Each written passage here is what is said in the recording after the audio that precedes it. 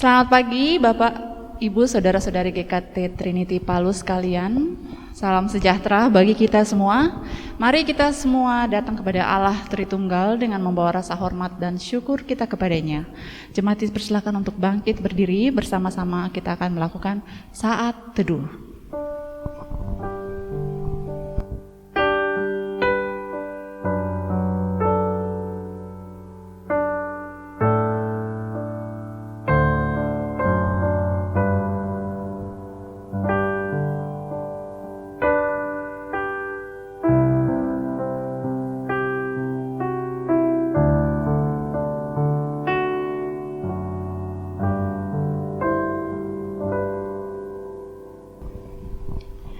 Ibadah kita hari ini dimulai dengan satu pengakuan bahwa pertolongan kita datangnya dari Allah yang menjadikan langit dan bumi beserta segala isinya dan yang tidak pernah meninggalkan hasil perbuatan tangannya. Turunlah kiranya atas kita sekalian kasih karunia dan damai sejahtera dari Allah Bapa, Anak dan Roh Kudus. Amin. Membuka ibadah kita pada pagi hari ini, bersama-sama kita akan memuji Allah Tritunggal dari KPPK nomor 314. KPPK nomor 314, penghormatanku.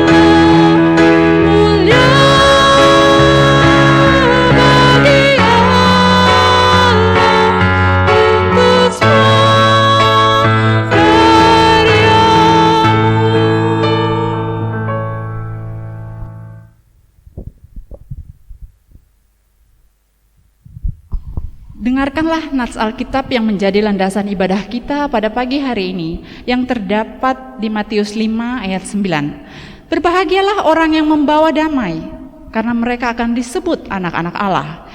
Jemaat dipersilakan untuk duduk kembali. Kita akan masuk dalam doa pengakuan dosa. Sebelum itu kita akan memuji Allah dari KPPK nomor 265, Damai di Hatiku. KPPK nomor 265, Damai di Hatiku.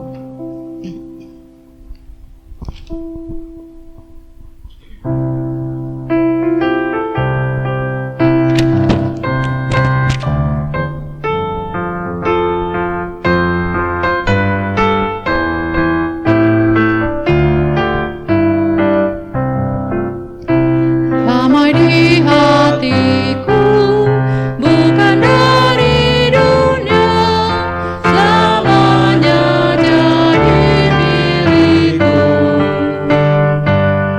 Meski awan gelap yang menutupiku, ku ada damai di hatiku. Di dalam hatiku, Dia milikku. Di dalam hatiku ada senang. Dia takkan tinggalkanku bila janjinya. Ku tak tinggalkanmu, Dia milikku. Damainya yang indah penuhi hatiku, umat semua memujinya.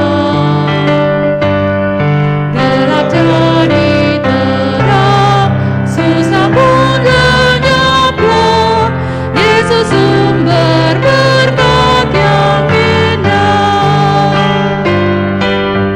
Di dalam hatiku, Dia milikku. Di dalam hatiku ada senang. Dia takkan tinggalkanku bila janjinya. Ku tak tinggalkanmu, Dia milikku.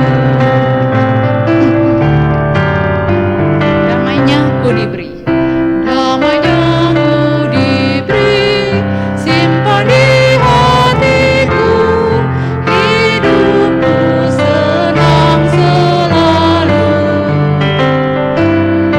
Kelak hari mulia, Dia akan menjemputku pulang surga rumah Bapakku. Di dalam hatiku, Dia milikku. Di dalam hatiku ada senang. Dia takkan tinggalkanku bila janjinya. Ku tak tinggalkanmu, Dia milikku. Mari jemaat sekalian kita bangkit berdiri. Di hadapan Allah kita mengakui akan segala perbuatan dosa yang telah kita lakukan di hadapannya. Saya mempersilahkan jemaat mengambil waktu secara pribadi. Setelah itu saya akan memimpin dalam doa pengakuan dosa.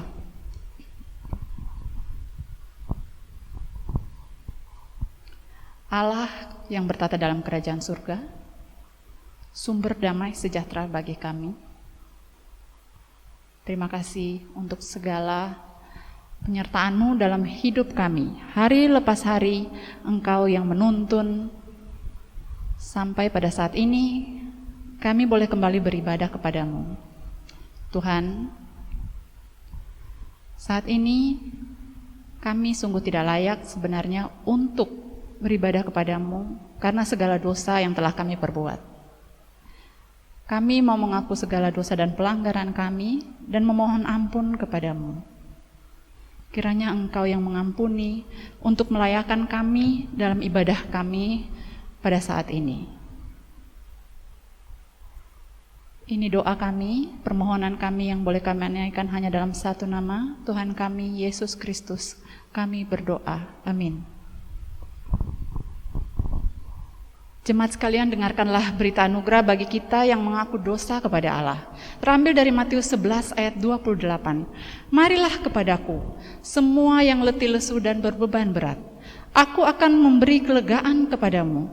Dengarkan pula petunjuk hidup baru yang terambil dari Matius 11 ayat 29 sampai 30.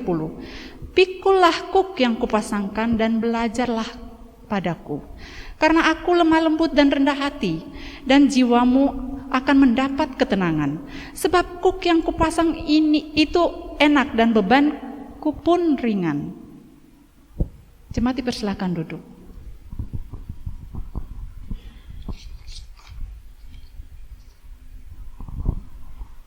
Mari kita memuji Allah dengan menaikkan KPPK nomor 233. Aku percaya padanya. KPPK nomor 233. Aku percaya padanya.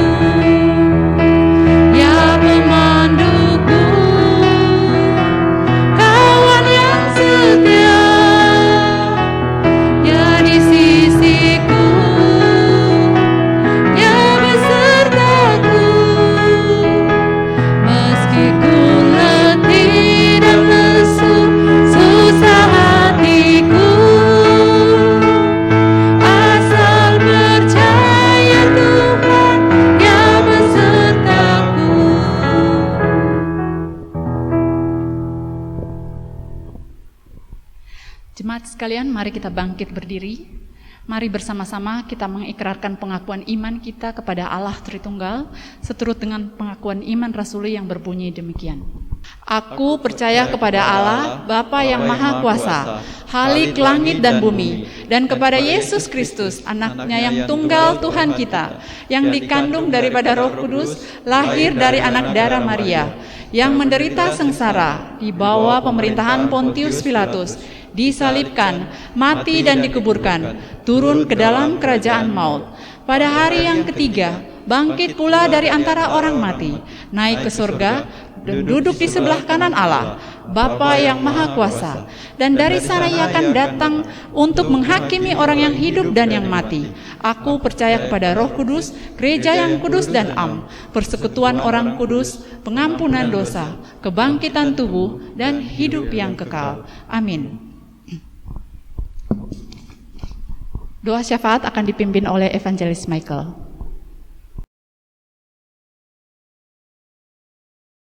Baik Ibu Bapak sekalian, saya akan memimpin kita dalam doa syafaat di saat ini. Mari bersama-sama kita berdoa. Bapa di surga, pada saat ini kami datang kepada Engkau, berterima kasih untuk waktu di mana kami dapat bersekutu, meskipun kami kembali beribadah secara online di saat ini. Namun padamu kami bersyukur oleh karena pemeliharaan-Mu, sehingga kami boleh tetap dapat beribadah. Dan padamu ya Allah, di minggu ini kami datang bersyukur ketika mengingat untuk Saudari Marsha Irena, Saudara Hendra Baloga, dan Saudari Natasha Anggomes yang boleh berulang tahun di minggu ini. Terima kasih untuk karunia-Mu dalam kehidupan mereka, untuk anugerah-Mu yang senantiasa nyata memimpin setiap langkah hidup mereka. Dan ya Allah, kami berdoa untuk Saudari Iren, Saudara Hendra, dan Saudari Tasya, di dalam berbagai rencana, di dalam berbagai pergumulan, di dalam berbagai harapan mereka. Kiranya Engkau boleh menolong dan menuntun, sehingga mereka dapat menjalani semuanya itu, berharap semuanya itu hanya padamu dan menjalani dengan penuh tanggung jawab di hadapan-Mu ya Allah. Kami juga ingin berdoa untuk setiap jemaat yang juga masih dalam keadaan sakit maupun lemah tubuh. Kami mengingat untuk Ibu Benalia Pea yang juga masih sedang menjalani perawatan di Makassar. Engkau yang kiranya boleh menolong, termasuk juga untuk rencana menjalani kemoterapi lagi. Kami memohon rahmat-Mu, belas kasih-Mu, kiranya Engkau yang boleh menguatkan Ibu Benalia Pea, berkenan memulihkan kesehatannya, serta juga boleh memberikan kekuatan kepada setiap anggota keluarga yang mendampingi, baik Ibu Vina yang juga sedang berada di Makassar. Kiranya Engkau yang menyatakan kasih-Mu ya Allah, sehingga semuanya dalam perlindungan-Mu.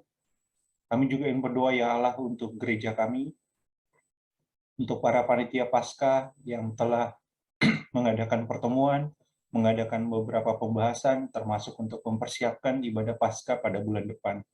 Mohon kekuatan kerjasama yang baik daripada-Mu ya Allah, sehingga para panitia Paskah ini dapat bersatu hati mengerjakan bagian mereka dengan sungguh-sungguh dengan penuh tanggung jawab. Dan memohon tuntunan-Mu, sehingga ibadah Paskah ini dapat kami persiapkan dan boleh kami jalani dengan baik. Kami juga ingin berdoa untuk Pendeta Teguh yang nantinya akan melayani, kiranya Engkau boleh menolong di dalam persiapannya, berikan kesehatan dan kekuatan, sehingga ketika nanti Pendeta Teguh boleh hadir di Palu dan boleh melayani di antara kami, dia dapat mengerjakannya dengan baik dalam tuntunan-Mu ya Allah. Kami juga ingin berdoa untuk setiap jemaat di gereja GKT Trinity di dalam usaha pekerjaan mereka. Tolong berkati ya Allah, kiranya rahmat-Mu nyata, sehingga segala pekerjaan yang mereka tekuni dapat berjalan dengan baik, dan Engkau boleh mencukupkan berbagai kebutuhan hidup mereka melalui usaha yang mereka jalani.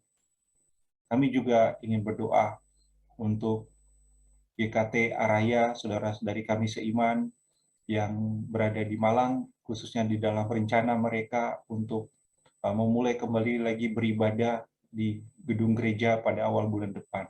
Kiranya rencana ini boleh terlaksana di dalam tuntunan-Mu, kiranya Engkau yang boleh menolong Pendeta Eli Hakman beserta majelis, sehingga mereka dapat mengerjakan pelayanan ini dengan kesatuan hati dan saling mendukung untuk mengerjakannya bagi kemuliaan nama-Mu.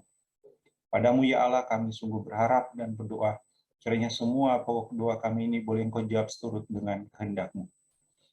Mari Bu Bapa kita bersama-sama berdoa. Bapa kami yang di surga, dikuduskanlah nama-Mu, datanglah kerajaan-Mu, jadilah kehendak-Mu di bumi seperti di surga. Berikanlah kami pada hari ini makan kami secukupnya, dan ampunilah kami akan segala kesalahan kami. Dan jangan bawa kami ke dalam pencobaan, tapi lepaskanlah kami daripada yang jahat. Karena Engkau yang punya kerajaan, dan kuasa, dan kemuliaan sampai selama-lamanya. Amin. Saat ini kita akan merenungkan firman Tuhan bersama-sama. Oleh karena itu, marilah kita mempersiapkan diri kita melalui pujian yang akan kita naikkan dari KPPK nomor 319. Tak hentinya ku puji Dia, KPPK nomor 319.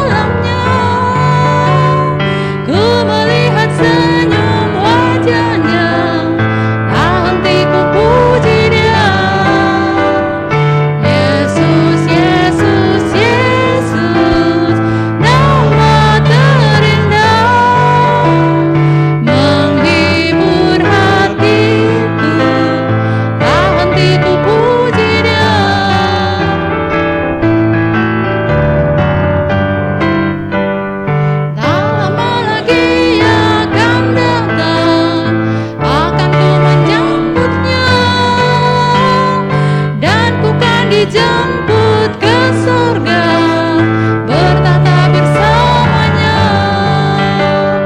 Yesus, Yesus, Yesus, nama terindah, menghibur hatiku, tak hentiku puji Dia.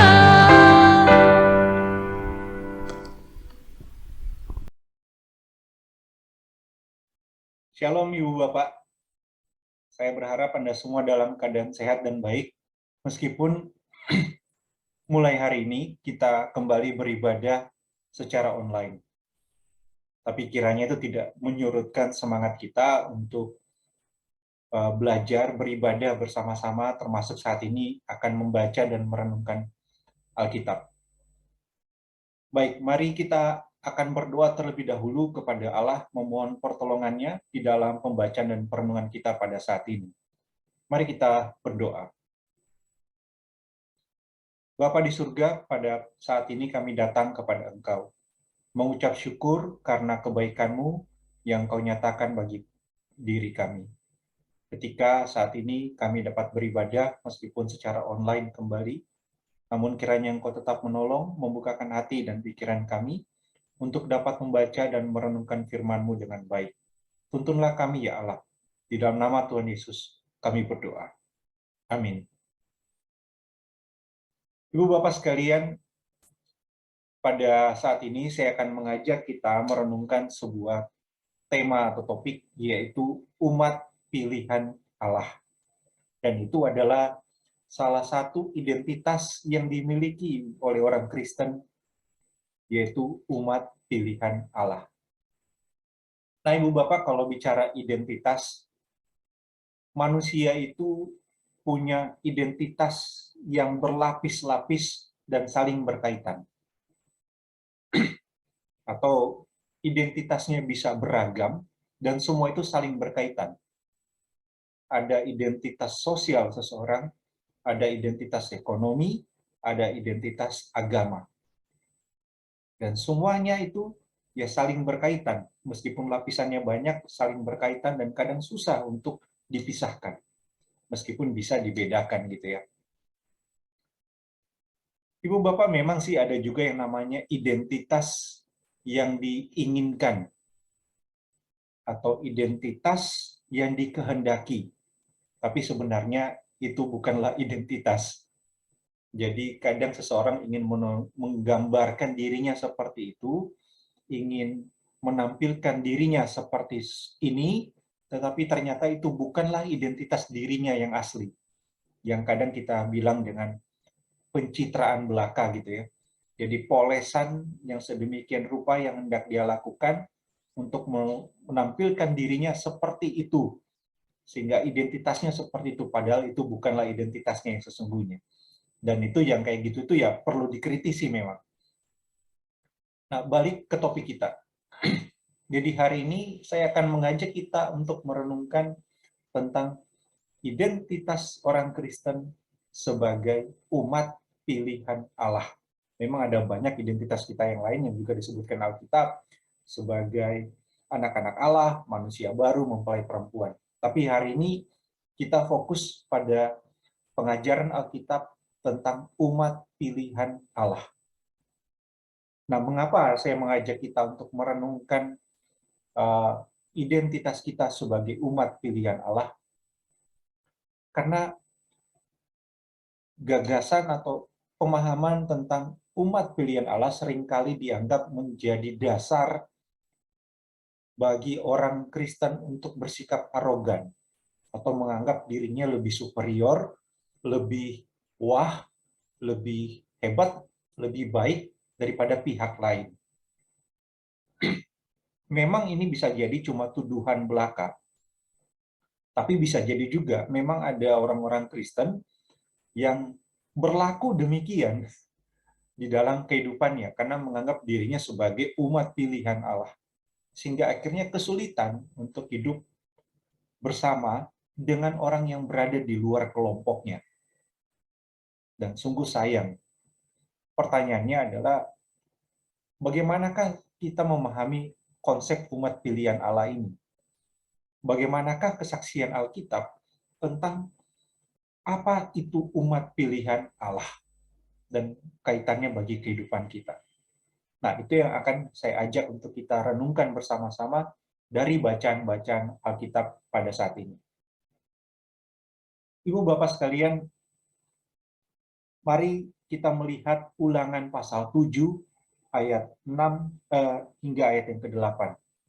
Ulangan pasal 7 ayat 6 hingga ayat yang ke-8, lalu ayat 11. Saya bacakan bagi kita.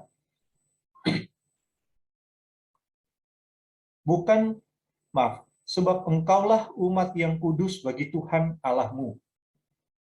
Engkaulah yang dipilih oleh Tuhan Allahmu dari segala bangsa di atas muka bumi untuk menjadi umat kesayangannya. Bukan karena lebih banyak jumlahmu dari bangsa manapun juga, maka hati Tuhan terpikat olehmu dan memilih kamu. Bukankah kamu ini yang paling kecil dari segala bangsa? Tetapi karena Tuhan mengasihi kamu dan memegang sumpahnya yang telah diikrarkannya kepada nenek moyangmu, maka Tuhan telah membawa kamu keluar dengan tangan yang kuat dan menebus engkau dari rumah perbudakan, dari tangan Firaun, Raja Mesir. Saya baca ayat yang ke-11. Jadi, berpeganglah pada perintah, yakni ketetapan dan peraturan yang kusampaikan kepadamu pada hari ini untuk dilakukan. Ibu, Bapak, Saudara-saudari, ayat-ayat ini, Ulangan 7 ayat 6 hingga ayat yang ke-8, itu menunjukkan kepada kita bahwa umat pilihan itu bukanlah umat yang dipilih karena apa yang ada pada diri mereka. Mereka dipilih bukan karena kehebatan mereka. Mereka dipilih bukan karena jumlahnya yang paling banyak. Tetapi umat pilihan dipilih Allah itu karena cinta dan kesetiaannya Allah. Dan cinta serta kesetiaannya Allah ini adalah sebuah anugerah.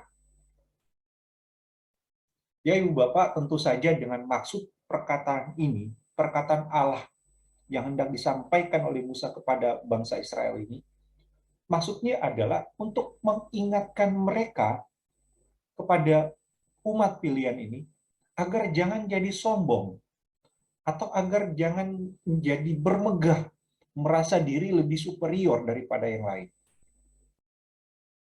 Apalagi dalam konteks ayat itu adalah bangsa ini keluar dari Mesir menuju tanah perjanjian. Jadi sebentar lagi mau masuk tanah perjanjian. Nah, Tuhan ingatin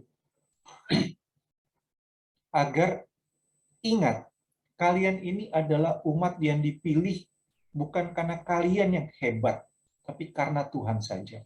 Jadi ketika nanti bisa masuk ke dalam tanah perjanjian, jangan sombong dong. Jangan bangga dengan jasamu, karena merasa diri paling berjasa, paling hebat. Enggak. Diingatin. Kalian adalah umat yang dipilih hanya karena anugerah cintanya Tuhan saja. Ibu Bapak sekalian, saya pikir ayat ini begitu jelas, sederhana dan jelas. Menunjukkan kepada kita siapa itu umat pilihan.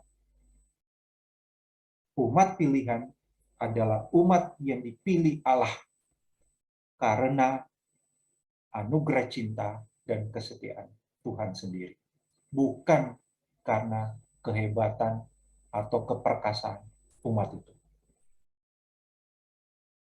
Maka ini dapat terus menyadarkan kita, terus mengkritisi diri kita, agar jangan sombong dan membanggakan diri, memegahkan diri dalam kehidupan sehari-hari.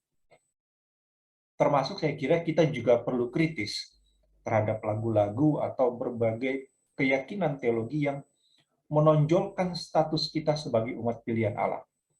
Apakah lirik-liriknya, keyakinan-keyakinan itu menggerakkan kita untuk menyombongkan diri, dan merendahkan orang lain. Padahal bukan seperti itu kan yang dikehendaki Allah. Lalu apa yang dikehendaki Allah kepada umat pilihannya? Apa yang diminta Allah kepada umat yang dia pilih di dalam cinta dan anugerahnya? Adalah taat, berpegang teguh pada perintah yang telah dia berikan. Itu yang dikatakan di ayat 11 tadi, di Ulangan 7. Maka kiranya kita boleh terus mawas diri, merefleksikan di dalam diri kita, bahwa sebagai umat pilihan Allah, kita bukanlah dipilih karena kita yang jago, karena kita yang hebat, tapi karena anugerah Allah semata. Dan berdasarkan anugerah Allah yang telah memilih kita itu, maka kita mau taat dan patuh, atau percaya dan patuh kepada firman-Nya. Untuk taat dan berpegang teguh pada Alkitab sebagai pedoman kehidupan kita. Jadi siapa umat pilihan Allah? Kalau menurut Ulangan 7 ayat 6 hingga 8, umat pilihan itu adalah umat yang dipilih berdasarkan anugerah Allah, sehingga diminta untuk taat kepada Allah. Mari kita melihat bagian Alkitab yang lain. Di dalam 1 Petrus pasal 2 ayat 9 hingga ayat yang ke-10.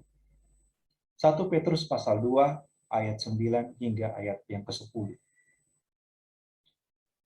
Ibu Bapak sekalian, pada ayat-ayat itu, Rasul Petrus menunjukkan kepada kita konsep tentang umat pilihan. Petrus menjelaskan pada ayat 9 hingga ayat 10 di pasal 2 tentang identitas berharga yang dimiliki umat Allah. Jadi dimulai dengan identitas yang berharga. Seperti apa identitas berharga dari umat Allah? Petrus jelaskan bahwa mereka adalah bangsa yang terpilih, imamat yang rajani. Nah, imamat yang rajani ini maksudnya apa? Saya memahami ini adalah orang-orang yang melayani Allah Sang Raja, sekaligus orang-orang ini menjadi anggota kerajaan. Lalu, Petrus pun melanjutkan bahwa mereka itu adalah bangsa yang kudus, umat kepunyaan Allah sendiri. Jadi perhatikan ya, semua penjelasan Petrus ini di ayat 9 itu menunjukkan identitas berharga yang dimiliki umat Allah. Termasuk di awal dikatakan bangsa yang dipilih, yang terpilih. Nah, identitas yang berharga ini, yang bisa dimiliki umat Allah ini, itu semua bisa terjadi, bisa ada, atau bisa dimiliki karena belas kasihan yang telah mereka terima dari Allah. Itu yang ditegaskan Petrus di ayat 10. Jadi mirip ya, seperti yang di Ulangan tadi. Petrus tunjukkan kepada penerima suratnya, kalian itu punya identitas yang istimewa, yaitu umat pilihan Allah. Dan mengapa bisa punya identitas yang istimewa ini? Itu semata-mata karena belas kasihan Allah. Tapi Petrus pun melanjutkan lagi, Ibu Bapak, penjelasannya. Identitas yang istimewa punya tujuan yang istimewa. Dan itu yang dijelaskan Petrus di dalam ayat 9 tadi. Tujuan dari identitas yang istimewa ini apa? Bahwa sebagai umat pilihan Allah, mereka dipanggil untuk apa? Untuk memberitakan perbuatan-perbuatan besar dari Allah. Perbuatan besar dari Allah yang telah memanggil mereka keluar dari kegelapan kepada terang yang ajaib. Ini kan menunjuk kepada karya Allah yang begitu agung, yang telah menjadikan mereka umatnya, sekalipun dahulu mereka bukan umat Allah. Menunjukkan karya Allah yang begitu mulia di dalam mengasihi mereka, sekalipun dahulu tidak dikasihani. Maka, Ibu Bapak, poin Petrus sangat sederhana dan jelas. Bahwa kita sebagai umat Allah itu punya identitas yang istimewa. Apa itu? Yaitu umat pilihan. Identitas sebagai umat pilihan ini punya tujuan yang istimewa juga ternyata, yaitu untuk memberitakan perbuatan-perbuatan Allah yang agung dalam kehidupan kita. Dan kalau kita refleksikan pada diri kita saat ini, perbuatan-perbuatan Allah yang agung dalam kehidupan kita, maka kita akan melihat dan merenungkan tentang bagaimana Allah menjadikan kita sebagai umat-Nya, tentang bagaimana Allah mengasihi kita melalui pengorbanan Yesus Kristus di kayu salib, dan melalui pemeliharaan Allah dalam kehidupan kita. Nah, sebentar lagi, pada bulan depan, kita akan memperingati kesengsaraan dan kematian Yesus di atas kayu salib, serta kebangkitannya. Yang maksud saya adalah, itu adalah di mana kita mengingat karya Allah yang mulia dalam mengasihi kita. Dan Dia melakukan kasih yang sedemikian rupa, bukan karena kita yang layak untuk dikasihi, tapi toh Dia mau melakukan itu karena Allah adalah Allah yang mengasihi. Dan Dia menyelamatkan kita dari dosa. Ini kan adalah perbuatan kasih Allah yang agung, yang telah menjadikan kita sebagai umat-Nya di dalam kasih-Nya, yang telah ditunjukkan melalui pengorbanan Yesus. Maka itulah yang kita ceritakan dan perbuat dan di dalam kehidupan kita. Itulah yang kita nampakkan atau bagikan di dalam kesaksian hidup kita sehari-hari tentang perbuatan-perbuatan Allah yang agung. Nah, itu yang Rasul Petrus coba jabarkan lebih lanjut lagi kepada pembacanya pada ayat 11 hingga ayat ke-17 di 1 Petrus 2 yang tadi kita baca. Di situ Petrus coba menunjukkan bagaimana itu hidup memberitakan perbuatan-perbuatan Allah yang agung dalam kehidupan sehari-hari. Khususnya, para penerima surat Petrus adalah mereka orang-orang Kristen yang hidup sebagai pendatang di negeri orang. Maka bagaimana? Petrus menasihatkan agar mereka hidup sebaik mungkin di tengah-tengah bangsa lain. Hidup tunduk karena Allah kepada pemerintah yang berkuasa. Hidup sebagai hamba Allah yang tidak melakukan kejahatan. Hidup menghormati semua orang, mengasihi saudara, dan takut akan Allah. Yang kalau boleh saya simpulkan, itu ada pada ayat 17, di mana Petrus meminta agar umat Allah itu menghormati semua orang, mengasihi saudara-saudaranya, takut akan Allah, dan menghormati raja atau pemerintah yang berkuasa. Itu yang hendak ditunjukkan Petrus, bagaimana umat pilihan Allah ini hidup memberitakan perbuatan-perbuatan Allah yang mengagumkan itu. Maka kalau kita coba tarik lagi ke kehidupan kita, bagaimana kita hidup sebagai umat pilihan Allah di negara ini, di dalam konteks negara kita yang beragam, yang punya keberagaman agama dan suku di Indonesia. Bagaimana kita hidup sebagai umat pilihan Allah? Maka, seperti yang dikatakan Petrus, beritakanlah perbuatan-perbuatan Allah yang besar itu dalam kehidupan kita, baik melalui perkataan dan perbuatan, dengan sebaik mungkin. Beritakanlah tentang perbuatan Allah yang mengasihi melalui pengorbanan Yesus Kristus kepada semua orang dengan sebaik mungkin, tanpa perlu menghina dan merendahkan yang lain.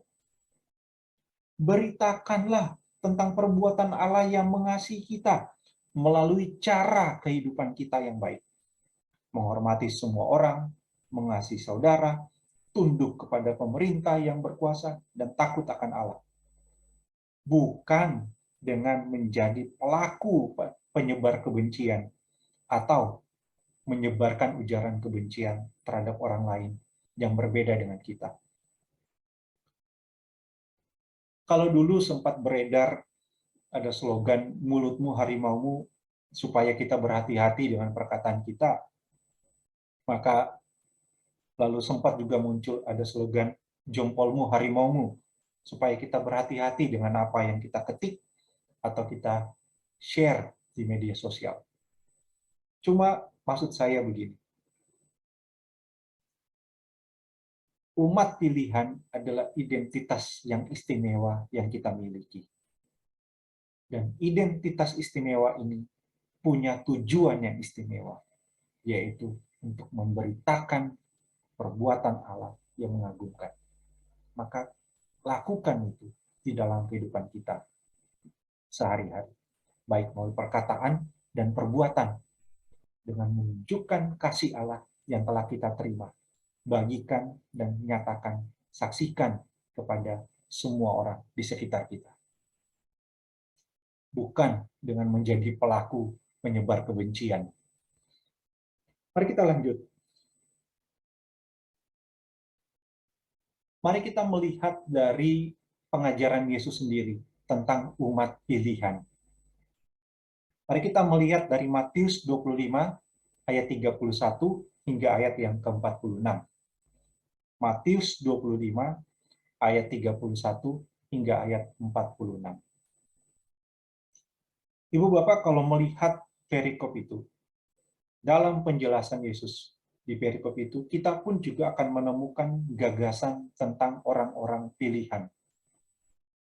Pada ayat 34 di Matius 25, Yesus menjelaskan bahwa raja yang menghakimi itu akan berkata kepada orang-orang yang di sebelah kanannya, "Mari, hai kamu yang diberkati oleh Bapakku."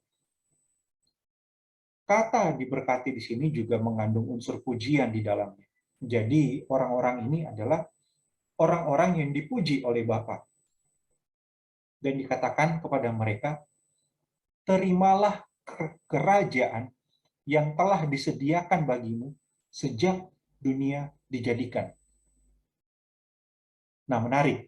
Jadi perkataan ini menunjukkan bahwa mereka ini adalah orang-orang yang telah disediakan kerajaan surga oleh Allah sejak dunia dijadikan. Jadi mereka ini bukan untuk diberikan kerajaan Allah, tapi kerajaan Allah sudah disediakan bagi mereka. Maka nampak jelas bahwa mereka yang di sebelah kanan, yang berada di sebelah kanan sang raja, itu adalah umat pilihan Allah.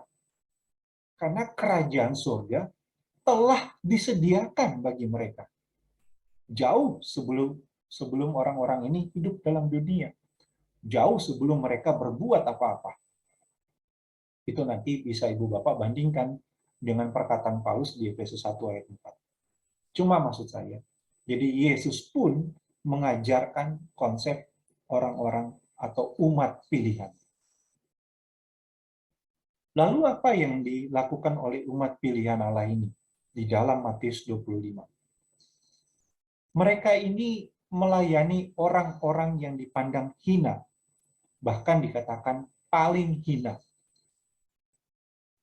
Orang miskin, orang asing, orang yang telanjang, orang sakit, orang yang dalam penjara, orang-orang yang belum tentu bisa membalas kebaikan mereka.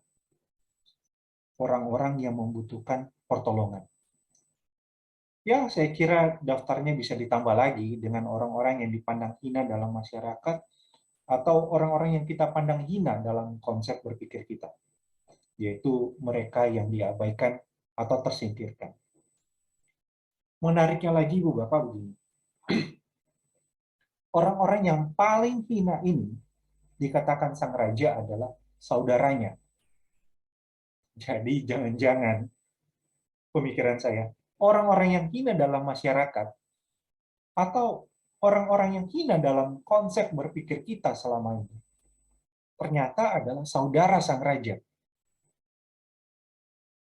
Ya, mungkin saja saya dapat dikatakan terbawa emosi untuk mengatakan hal ini, tapi poinnya jelas bahwa umat pilihan adalah orang-orang yang melayani mereka yang dipandang hina, bahkan yang paling hina. Umat pilihan bukanlah umat yang minta dihormati, bukan pula umat yang merendahkan orang lain, tetapi umat pilihan adalah umat yang melayani sesamanya, bahkan yang paling hina. Umat pilihan ini bukan melayani orang yang hina supaya masuk surga. Kenapa? Karena seperti dikatakan di awal tadi, kerajaan surga telah disediakan bagi mereka oleh Allah sejak dunia dijadikan.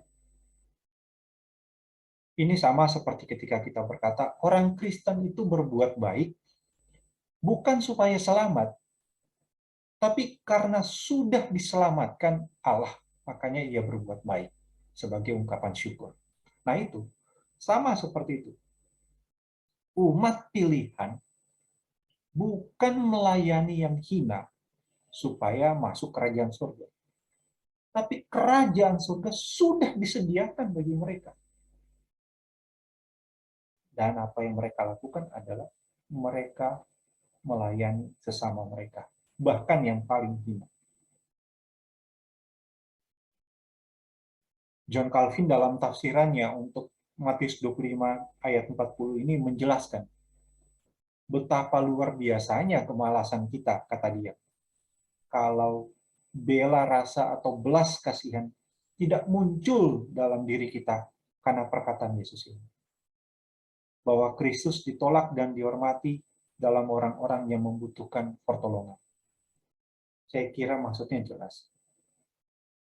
Kalau ada seorang yang mengaku sebagai umat pilihan Allah, tapi tidak melayani sesamanya, bahkan yang paling hina. Wah, betapa luar biasanya malasnya dia, kata Calvin. Betapa luar biasa malasnya gitu.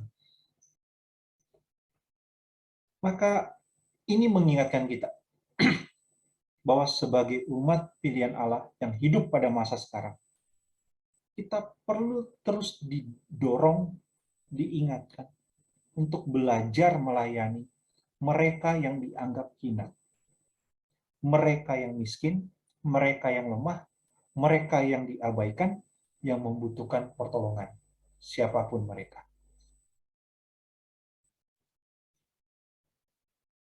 Jadi baik Ibu Bapak, kita kembali ke konsep utama kita tentang umat pilihan. Jadi, apakah konsep umat pilihan di dalam Alkitab adalah konsep yang perlu kita buang saja karena bisa memunculkan arogansi umat Allah dalam kehidupan bersama? Saya kira jawabannya jelas, yaitu tidak.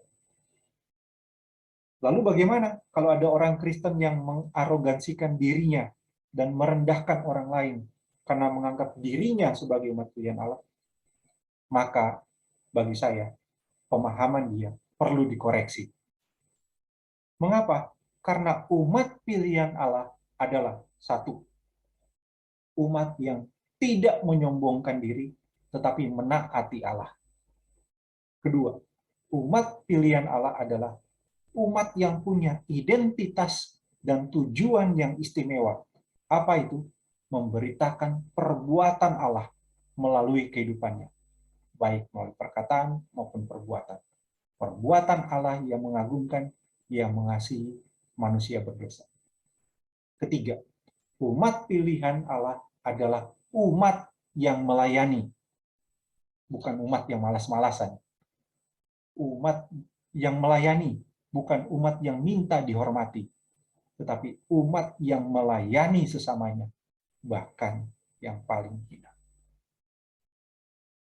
Mari kita berdoa. Bapa di surga, kami datang kepadamu, berdoa berterima kasih untuk waktu di mana kami boleh membaca dan merenungkan Alkitab. dan memohon tuntunan-Mu dalam kehidupan kami sebagai umat pilihan-Mu, agar kami dapat menjalani hidup dengan baik, dengan penuh ketaatan kepada Engkau, ya Allah. Agar kami dapat menjalani hidup kami dengan sungguh-sungguh, melakukan tujuan hidup kami, untuk dapat menyaksikan dan memberitakan perbuatan kasih-Mu yang begitu besar yang telah kami terima, yang telah menyelamatkan kami manusia berdosa.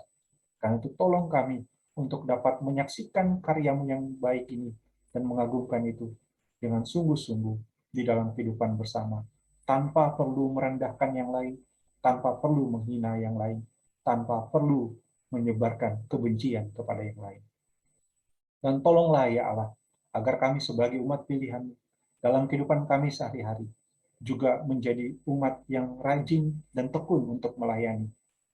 Bukan untuk minta dihormati, tapi mau mengabdikan diri, melayani sesama kami, sebagaimana Kristus Sang Allah kami juga datang untuk melayani. Tolonglah kami Allah dalam kehidupan kami sebagai umat-Mu, sehingga seluruh kehidupan kami dapat menyenangkan hati-Mu, karena Engkau adalah Allah yang telah memilih kami di dalam anugerah kasih. Dalam nama Tuhan Yesus, kami berdoa. Amin. Jemaat sekalian, saatnya kita akan memberi persembahan syukur kita kepada Allah. Bersama dengan itu, kita akan menaikkan pujian dari KPPK nomor 215, Kemana Saja. KPPK nomor 215, Kemana Saja. Persembahan dapat ditransfer ke rekening gereja GKT Trinity di Bank BCA dengan nomor rekening 79209111131 sesuai yang tertera di layar, atau dapat pula diantar ke gereja, atau jika ada yang berhalangan bisa menghubungi majelis dan hamba Tuhan untuk dijemput persembahannya. Kita akan bersama-sama memuji Allah dari KPPK nomor 215, Kemana Saja.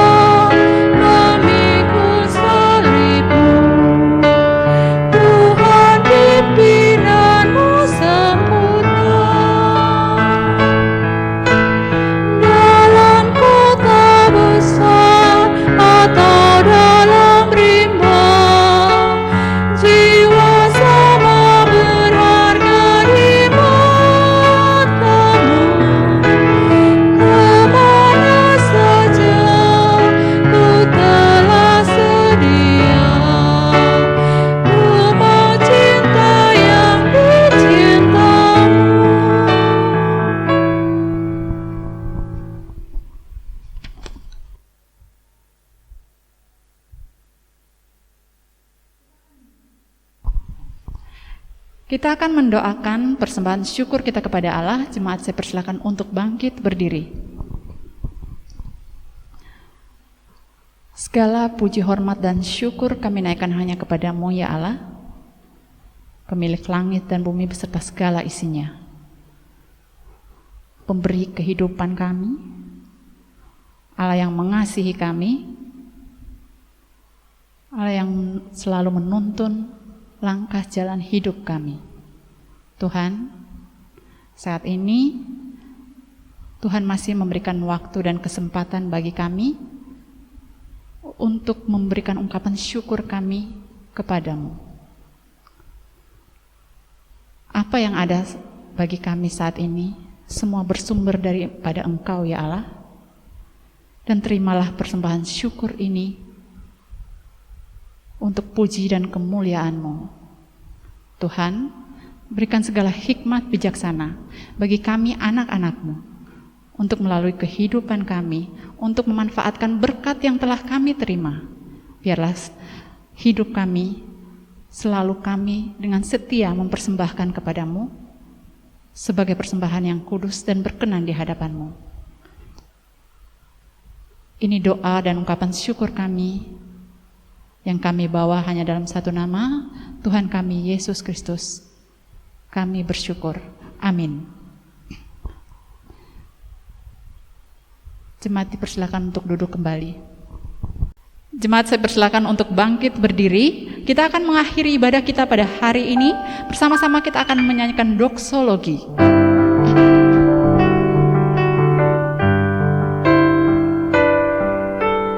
Puji Allah Bapa Putra, puji Allah Roh Kudus, ketiganya yang esa,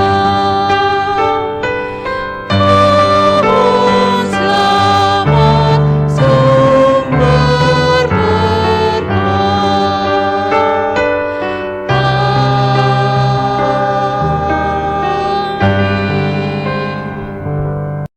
Baik Ibu Bapak, mari bersama-sama kita mengarahkan hati kita kepada Allah dan marilah kita menerima berkat-Nya. Tuhan memberkati kita dan melindungi kita. Tuhan menyinari kita dengan wajah-Nya dan memberi kita kasih karunia. Tuhan menghadapkan wajah-Nya kepada kita dan memberi kita damai sejahtera dari sekarang hingga selamanya. Amin.